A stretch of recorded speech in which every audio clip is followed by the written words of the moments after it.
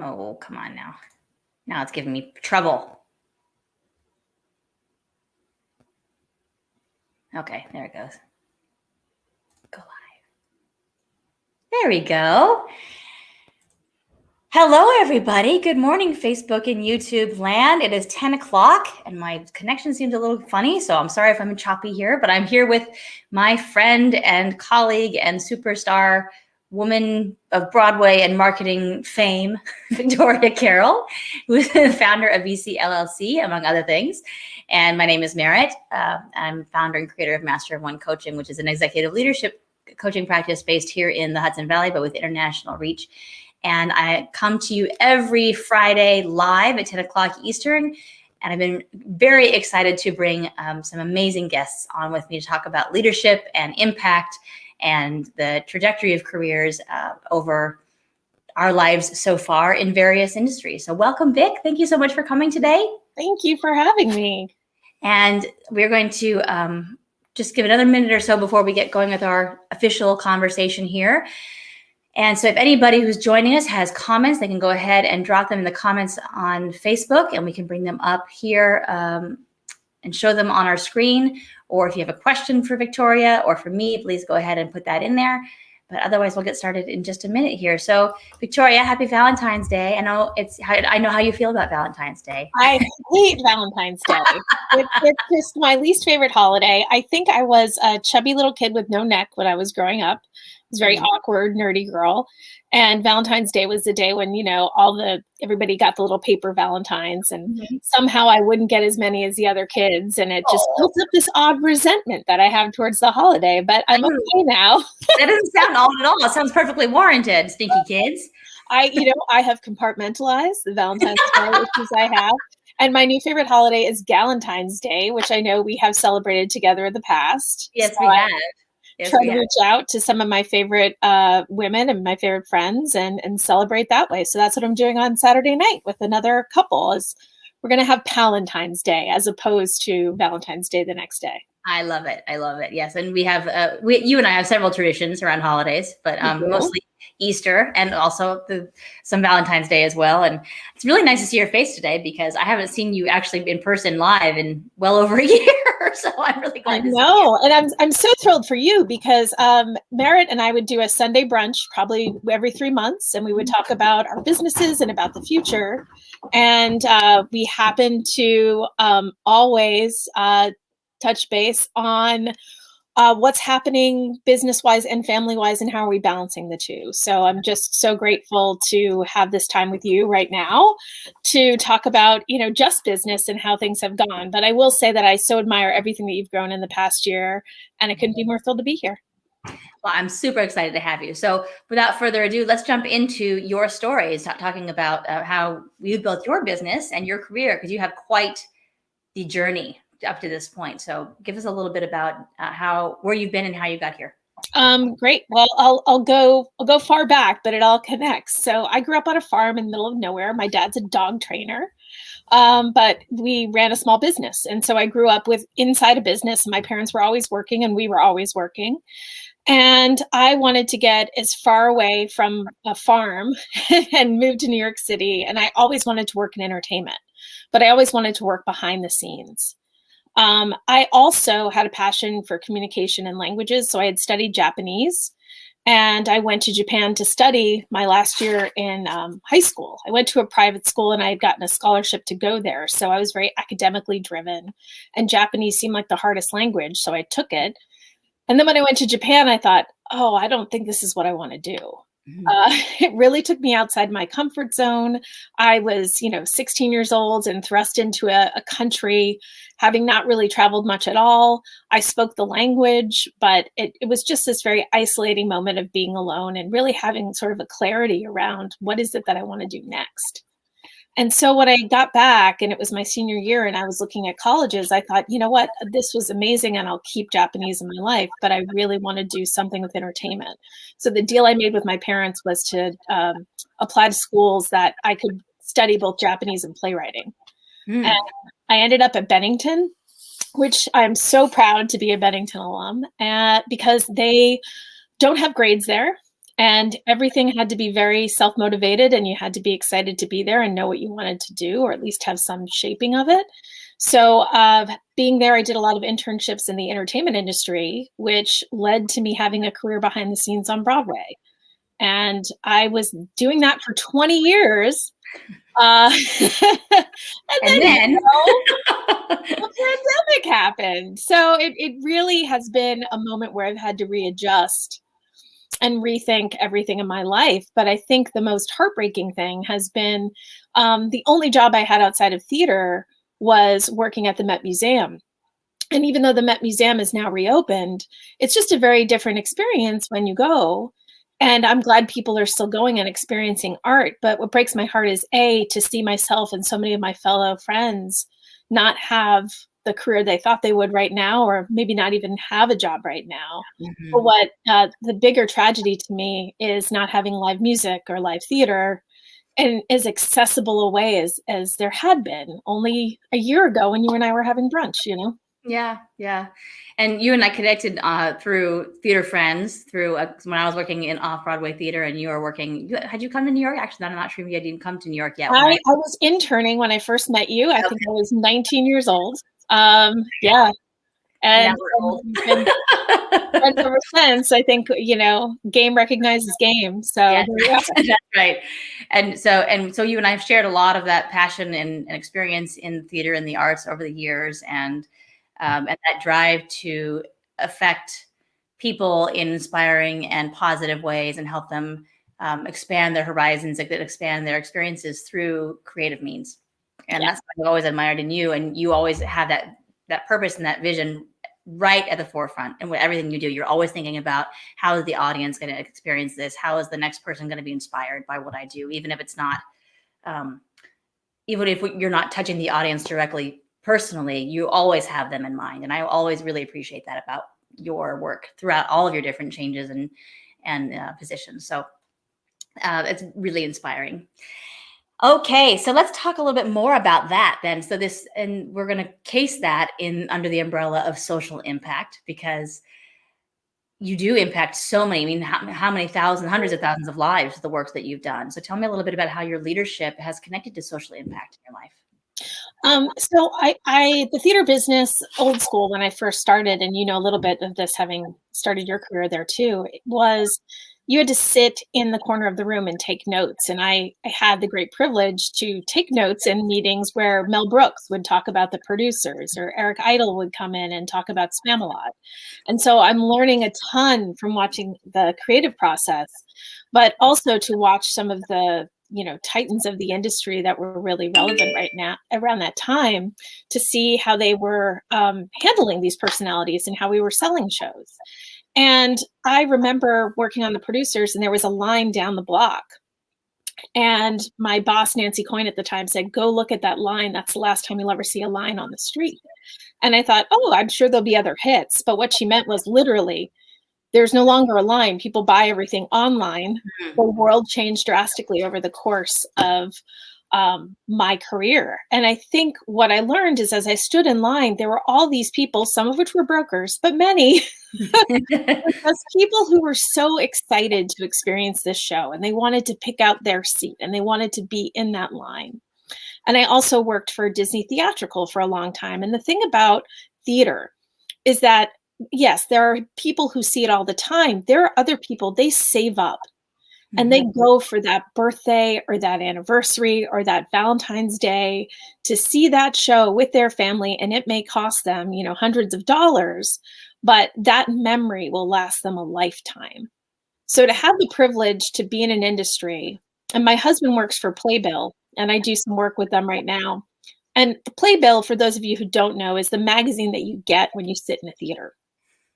And I'll tell you, when my girls were growing up, my girls are 17 and 18 now, but every birthday I would take them to see a show, because they would never remember what toy I got them, but Mhm. they would remember exactly what show they saw. And they would have those playbills on their wall or in a box. And they would say, "I remember on my 6th birthday when I saw Beauty and the Beast, which was my first show."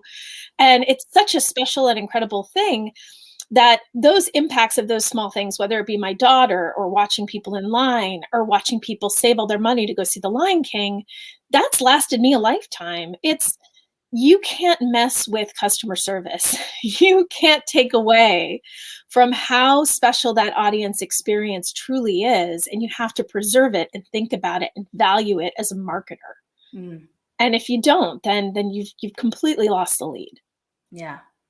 I love what you're talking about, experiencing and like bringing up your children with those kinds of experiences. I remember taking my oldest son to the Lion King for the first time when he was 5, and just watching his just eyes were this big. And my favorite thing about watching that show with him was watching him like watch the show and experience the Yeah. show. He was just so like, what? There are elephants in the theater? What's happening? It's just it's such a special experience. And I love that you are connecting that with, you know, people who build memories around holidays or special milestones, or, you know, that one trip that they ever took to New York where they got to see that one show that changed their life or changed their view of the world.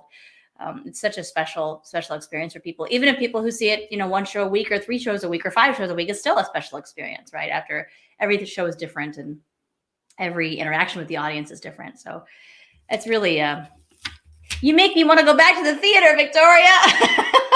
I hope you're not the only one. No, I'm so excited for theater to come back, but I think I also miss concerts. I miss them so much. Mm-hmm. In the Hudson Valley, I missed going to Hudson Valley Shakespeare, which was an outdoor festival. I'm such a huge fan of theirs and everything they do. But you know, sometimes it's okay to get on the Valentine's Day theme. It's like a love affair. I mean, can you truly know how much you love something until you really miss it? Mm. And God, do I miss it.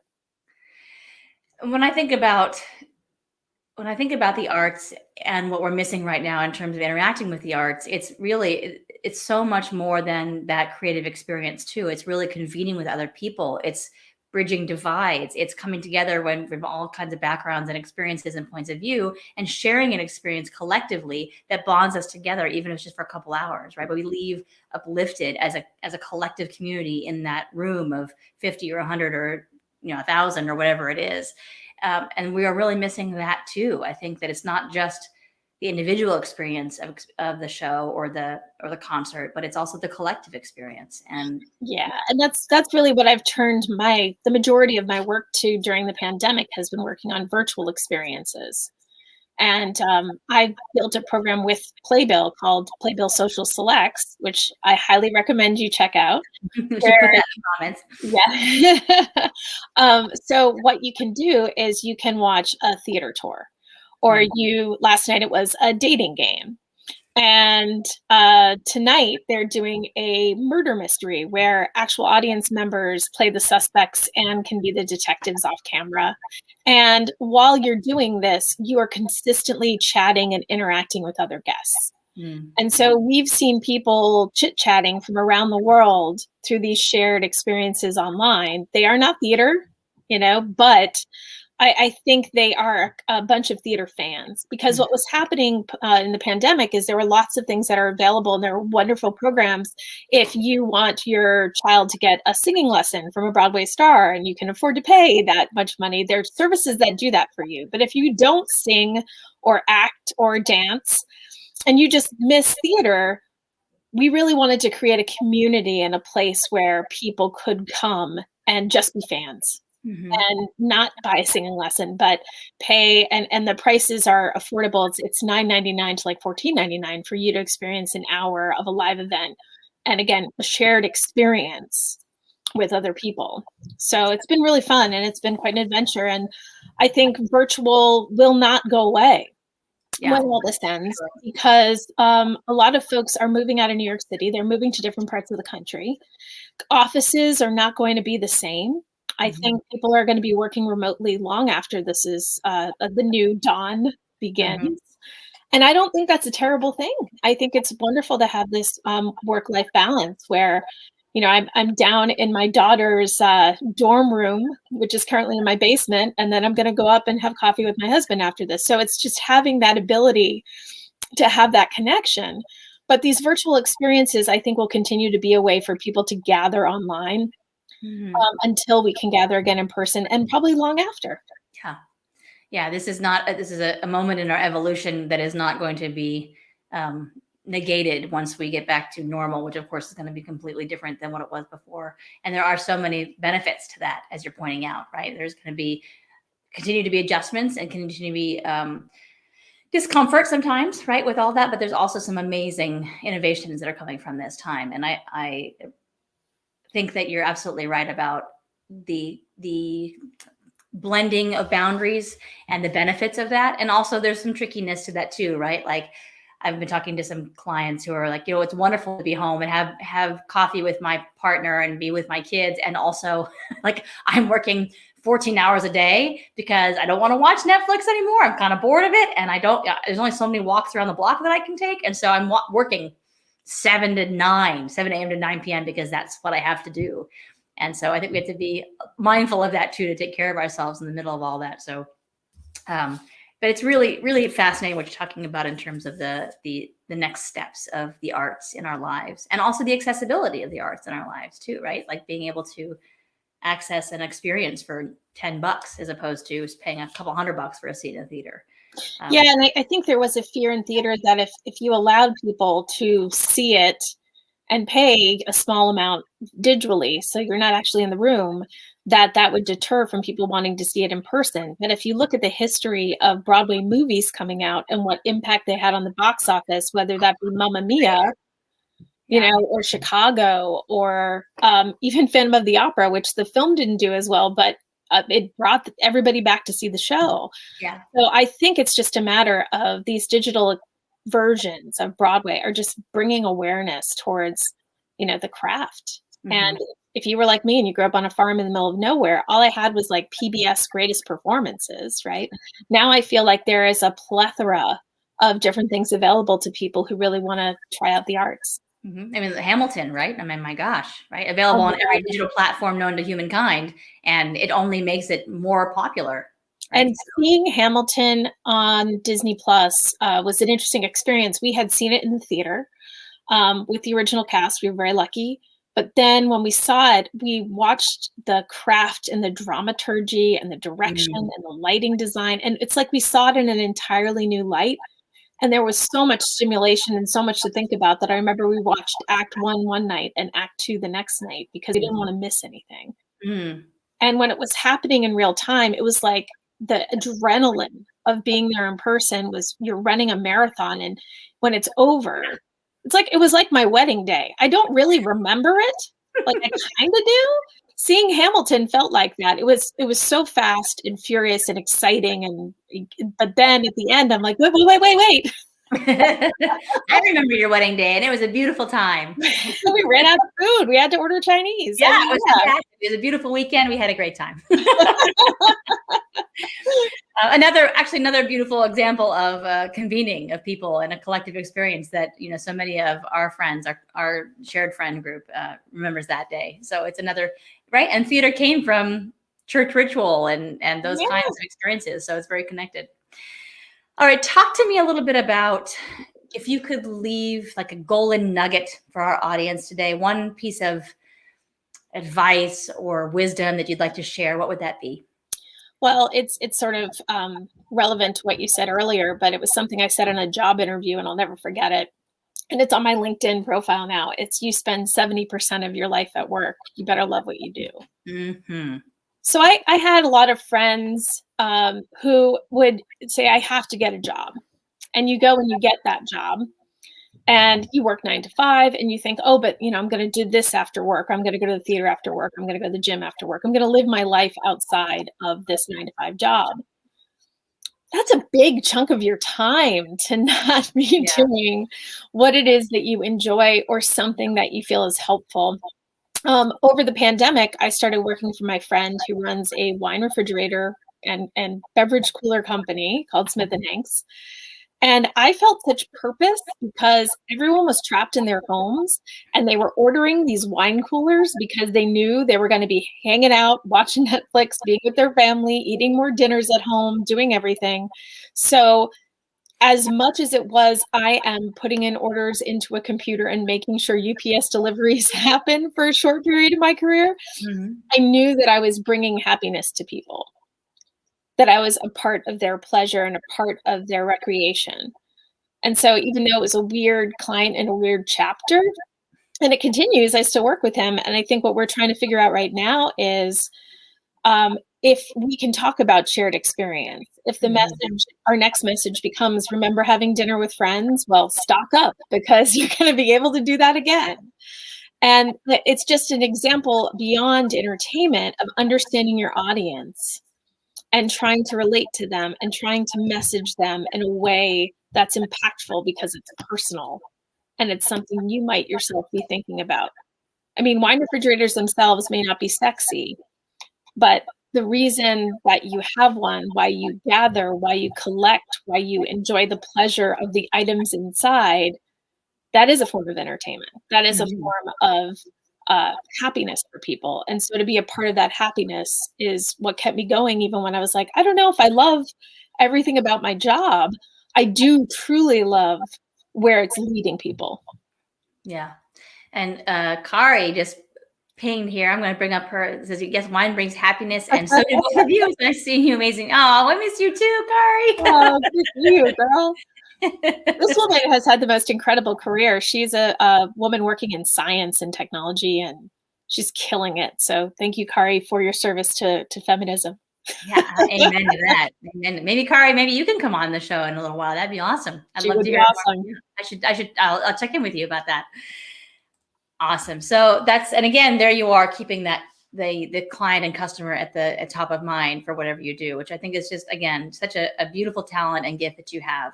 It's so easy to lose track of who we're serving and why we're serving when we get, and especially I think in leadership positions, when we're so concerned with the mechanisms of policy, practice, hiring, just making sure that everything's running smoothly, or making sure the bathroom's running okay, making sure everybody has coffee, right? Like what are the family leave options? Like all this stuff becomes very, so much static and noise in the system. And your ability to just always say, wait a minute, hey guys, the why here is the client, the customer, their experience with the product, or the experience with the ticket, or whatever it is that you're promoting. That's such a gift to be able to pull that out at any given moment. And you're so good at that. So, okay. So let's talk about, we have a little bit more time that I would like to ask you a question that I didn't give you ahead of time. Is that okay? Sure. I want to talk to you about your legacy. You and I both have 3 children who are fledging or getting ready to fledge. At least 2 of yours are. You got one, you can hang on for a while longer. Talk to me about your legacy and what do you want to be remembered for?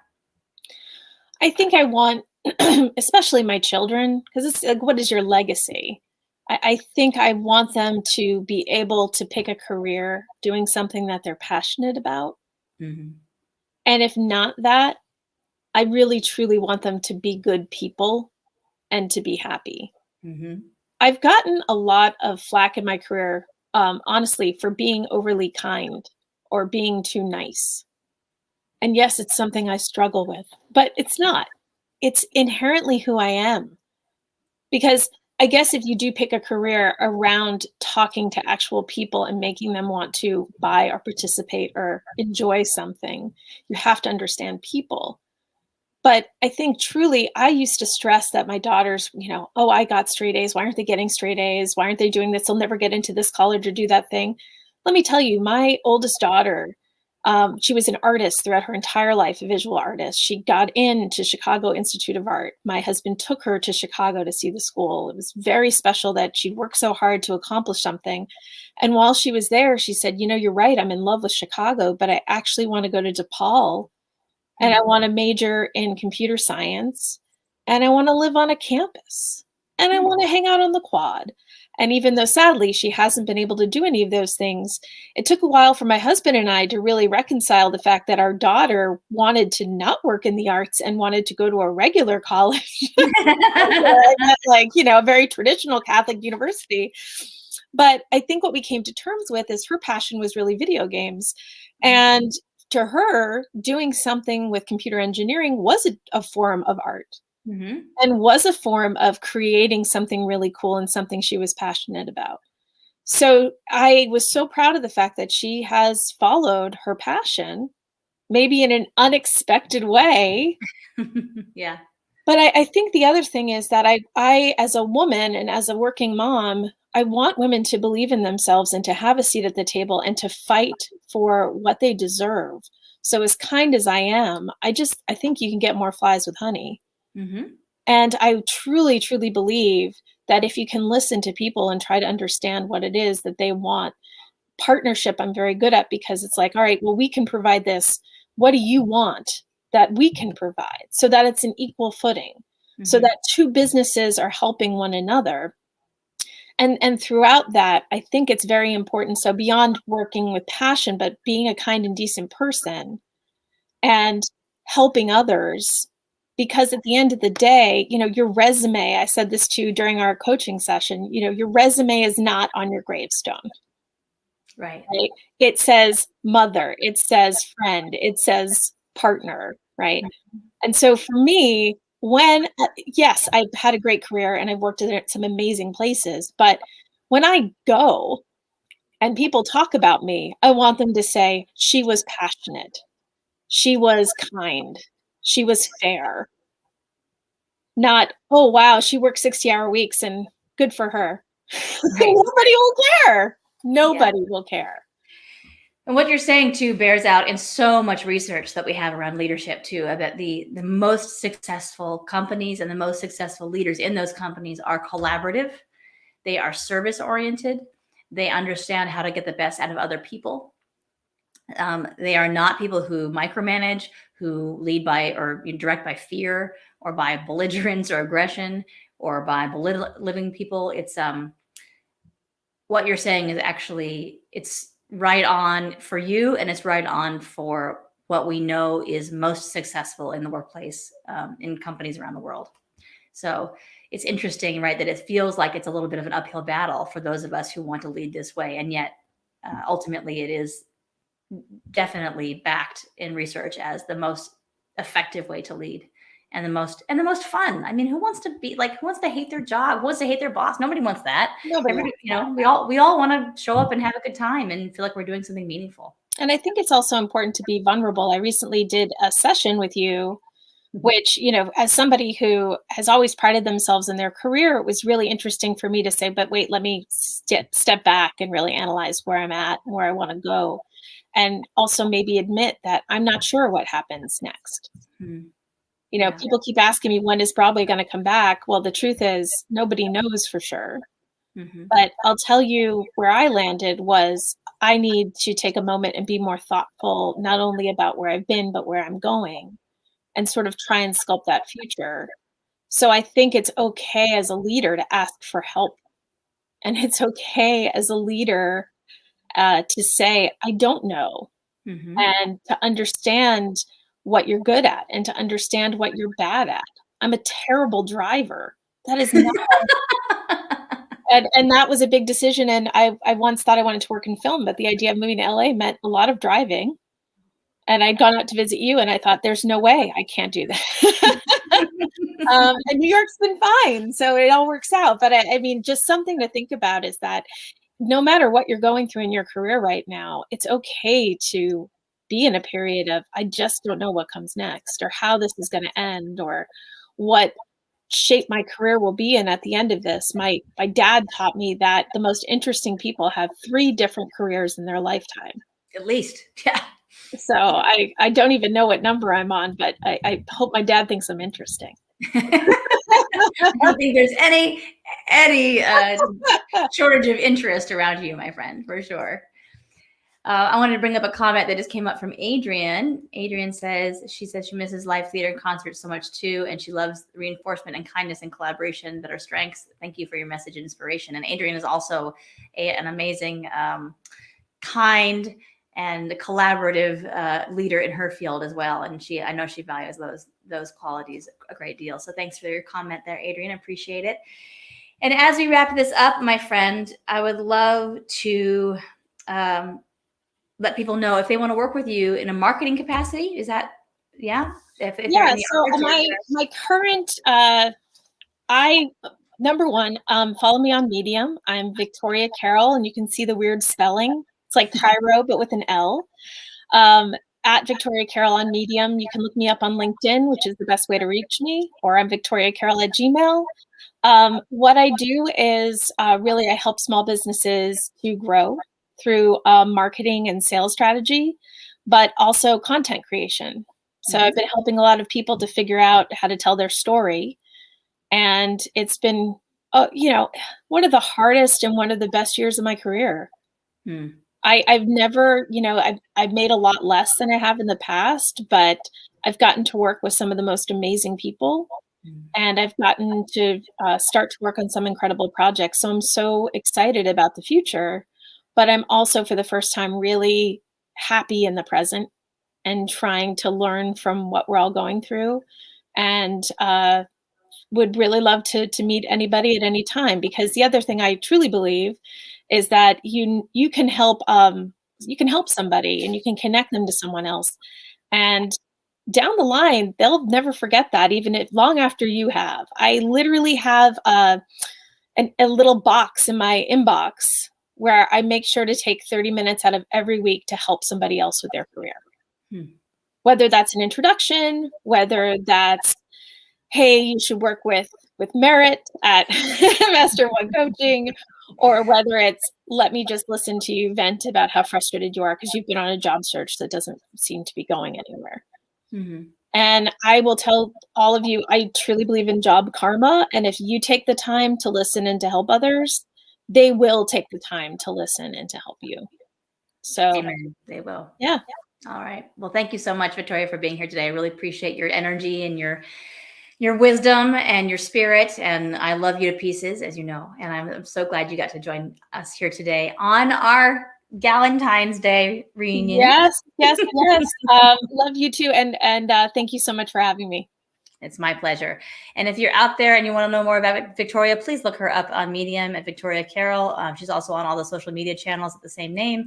And for a free download, getting your leadership kick-started with a 7-day leadership journal, come visit masterofonecoaching.com and get that free goodie there for you. So everybody have a great weekend, and we'll see you next week. Thanks.